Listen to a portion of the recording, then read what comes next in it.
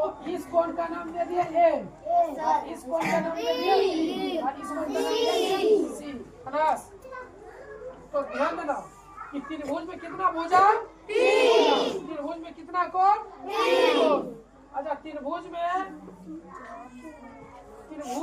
कितना शीर्ष होता है? 3 शीर्ष। 1 2 3। तुम सब भाला देखे हो? भाला का जो नुकीला भाग होता है वही शीर्ष हुआ। तो इसका नुकीला भाग ये वाला नहीं है, शीर्ष हुआ। ये भी शीर्ष हुआ, ये भी शीर्ष हुआ। त्रिभुज में कितना शीर्ष? त्रिभुज में कितना भुजा? 3। त्रिभुज में कितना कोण? 3। त्रिभुज में प्रत्येक कोण का जो मान होता है वो 60 डिग्री का होता है। कितना डिग्री होता है? प्रत्येक कोण का मान कितना होगा? 60 डिग्री। त्रिभुज में प्रत्येक कोण का मान कितना होता है? 60 डिग्री। अब ध्यान समझना, बोलेगा त्रिभुज में प्रत्येक कोण का मान कितना होता है? बोला 60 डिग्री।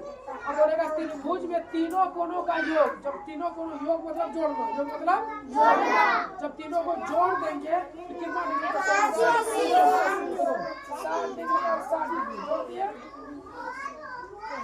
डिग्री जब भी लिखेंगे ऊपर में इसी छोटा शून्य देंगे और फिर एक और 60 डिग्री।